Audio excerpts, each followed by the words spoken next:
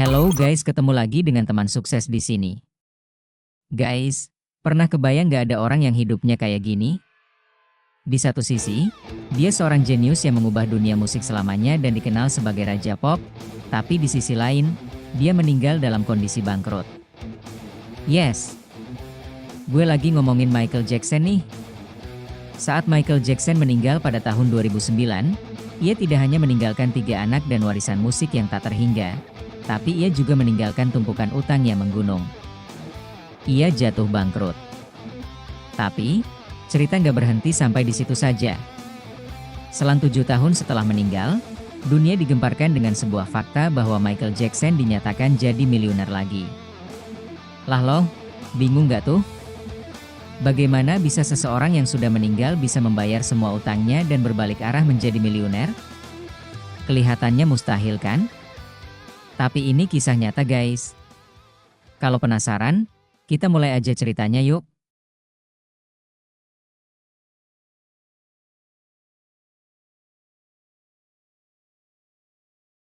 Di era 80-an dan 90-an, Michael Jackson itu bukan cuma superstar, dia adalah fenomena global.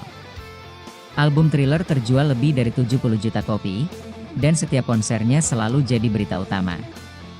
Pundi-pundi uang mengalir deras kayak air terjun ke rekening banknya. Tapi di saat yang sama, pengeluaran Michael juga sangat fantastis.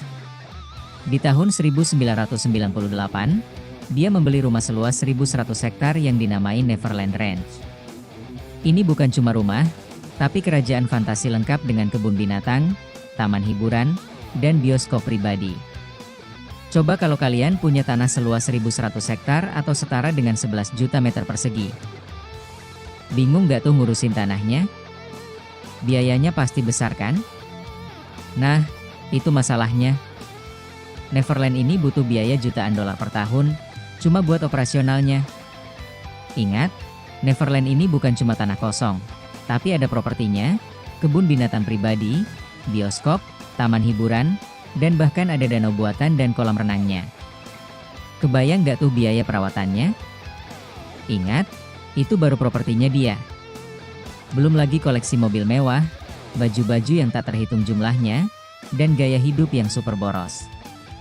Ada laporan yang bilang kalau pengeluaran pribadinya bisa sampai 50 juta dolar per tahun. Gila nggak tuh?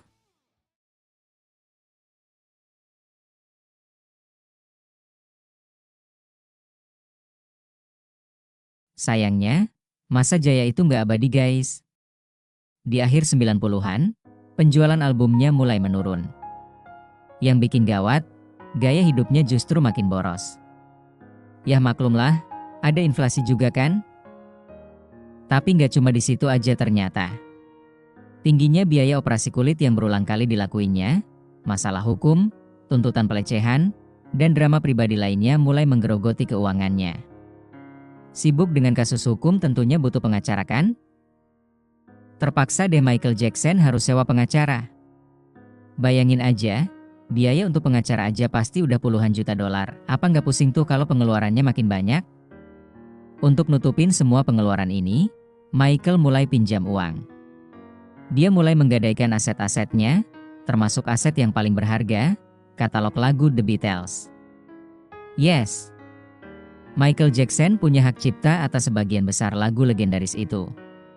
Aset luar biasa ini, yang harusnya jadi sumber kekayaan abadi, malah jadi jaminan atas utang-utangnya. Hidup dalam permasalahan yang tidak kunjung selesai tentunya mempengaruhi mentalnya. Ia hidup depresi dan ketergantungan pada obat penenang. Saat dia meninggal di tahun 2009, ia dikabarkan punya utang sampai 500 juta dolar. Dia benar-benar diambang kebangkrutan guys. Bayangin, kasihan banget kan guys? Sukses dan punya uang banyak, malah meninggal dalam keadaan depresi dan berhutang banyak. Kalian mau nggak hidup seperti ini? Kalau nggak mau, kalian harus lanjutin videonya sampai selesai ya.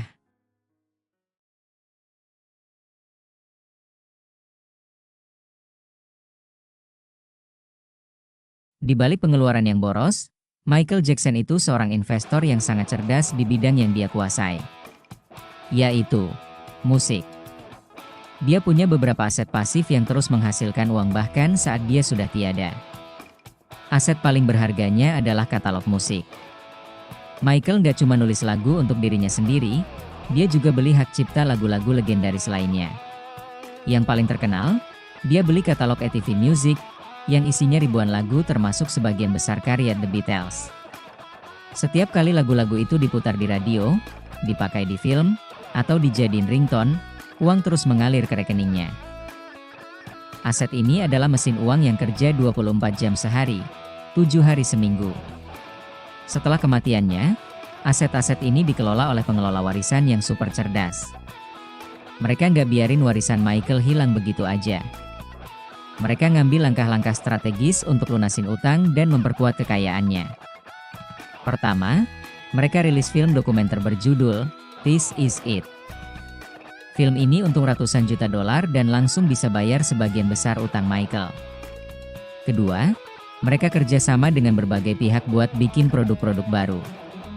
Misalnya, video game, pertunjukan akrobatik Cirque du Soleil, dan berbagai merchandise. Semua ini adalah mesin uang yang terus berjalan, ngasih pendapatan luar biasa. Mereka berhasil mengubah warisan Michael Jackson dari tumpukan utang jadi sebuah kerajaan bisnis. Puncak dari semua ini terjadi di tahun 2016. Sony, perusahaan yang punya saham di katalog musik Sony ATV, mutusin buat beli sisa saham yang dimiliki oleh warisan Michael Jackson. Harganya $750 juta. Transaksi ini nggak cuma ngelunasin semua sisa utang Michael, tapi juga secara resmi ngubah warisannya jadi kerajaan bisnis senilai miliaran dolar. Michael Jackson, yang meninggal dalam kondisi bangkrut, sekarang secara resmi kembali jadi seorang miliuner.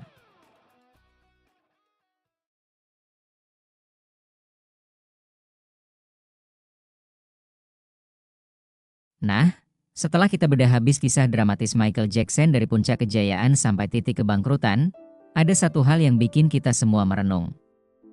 Gimana bisa seseorang yang hidupnya penuh kemewahan, punya kekayaan yang melimpah, tapi justru meninggal dalam keadaan bangkrut? Dan yang lebih aneh lagi, kenapa dia malah jadi miliuner lagi setelah meninggal? Ini adalah ironi yang luar biasa. Dia punya penghasilan super besar, tapi pengeluarannya jauh lebih gila-gilaan. Ujung-ujungnya, dia meninggal dengan tumpukan utang. Tapi, di saat yang sama, dia juga punya mesin uang yang terus bekerja tanpa henti. Dari kisah ini, ada 4 pelajaran penting yang bisa kita tarik dan terapkan di kehidupan kita sehari-hari. 4 pelajaran ini akan mengubah cara pandang kalian tentang uang dan kekayaan. Kita mulai dari pelajaran pertama. Pelajaran pertama, kontrol gaya hidupmu, jangan biarkan gaya hidup mengontrolmu. Jujur, berapa banyak dari kita yang ngerasa sudah kerja keras, penghasilan naik, tapi kok uangnya cepat habis terus?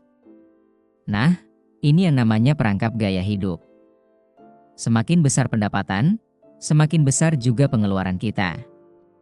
Kisah Michael Jackson adalah contoh paling ekstremnya.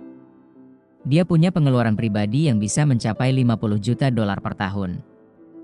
Gila! Michael Jackson itu seperti punya ember yang diisi air terjun pendapatan, tapi punya banyak lubang. Lubang-lubang ini adalah pengeluaran gila-gilaan, termasuk biaya hukum yang memakan puluhan juta dolar. Sebanyak apapun air yang masuk, pasti akan habis kalau lubangnya terlalu banyak. Hal paling ironis adalah, saat dia meninggal, semua pengeluaran gila itu berhenti. Aset-asetnya yang tadinya cuma buat nutupin utang, sekarang bisa fokus menghasilkan kekayaan. Baru saat itulah, utangnya bisa lunas dan dia kembali jadi miliuner. Jadi, ingat ini baik-baik, yang bikin kita kaya bukan seberapa banyak yang kita hasilkan, tapi seberapa banyak yang bisa kita sisihkan. Nikmati hidup, tapi jangan berlebihan. Jangan sampai kita depresi karena utang dan justru baru jadi kaya setelah di dalam kubur seperti Michael Jackson.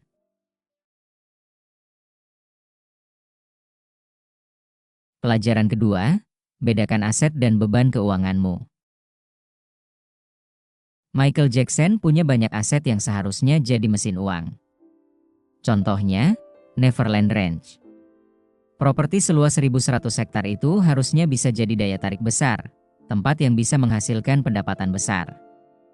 Bayangkan kalau Neverland dibuka untuk umum, pasti orang rela bayar mahal untuk masuk ke sana. Michael bisa dapat passive income besar-besaran dari situ. Tapi sayangnya, Neverland tidak pernah dibuka untuk umum. Keputusan itu bikin Neverland yang harusnya jadi aset produktif malah berubah jadi beban keuangan yang sangat besar.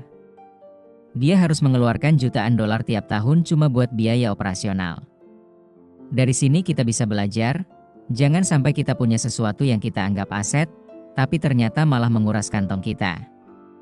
Aset itu seharusnya membuat kita makin kaya, bukan makin miskin. Coba sekarang kalian bedah lagi aset dan keuangan kalian. Mana yang benar-benar aset dan mana yang sebenarnya cuma beban? Setelah itu, buang semua beban dan gantilah itu menjadi sebuah aset yang berharga.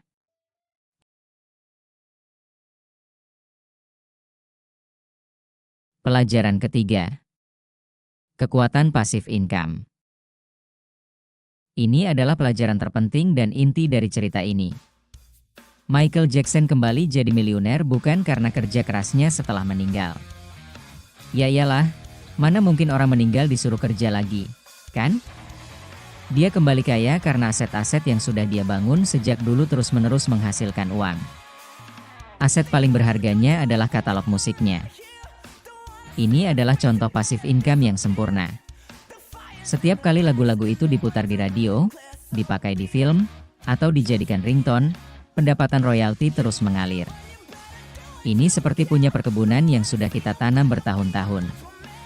Kita tinggal panen hasilnya, tanpa harus menanam ulang setiap hari.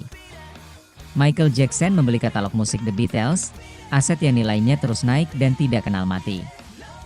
Bahkan setelah dia meninggal, para pengelola warisannya bisa menjual aset tersebut dengan harga fantastis, yaitu 750 juta dolar. Dari sinilah hutang-utangnya lunas dan dia jadi miliuner lagi. Pasif income yang dikelola dengan baik tidak hanya bermanfaat buat kita.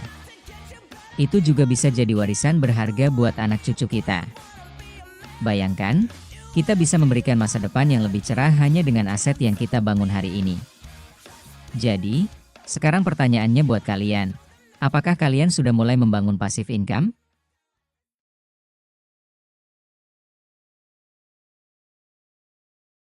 Pelajaran keempat, jangan lupa menikmati hidup. Ada sebuah pepatah Warren Buffett yang sangat terkenal. Jika Anda tidak menemukan cara menghasilkan uang saat tidur, Anda akan bekerja sampai Anda mati. Kisah Michael Jackson membuktikan bahwa perkataan ini benar. Dia benar-benar menghasilkan uang saat tidur, bahkan tidur selamanya.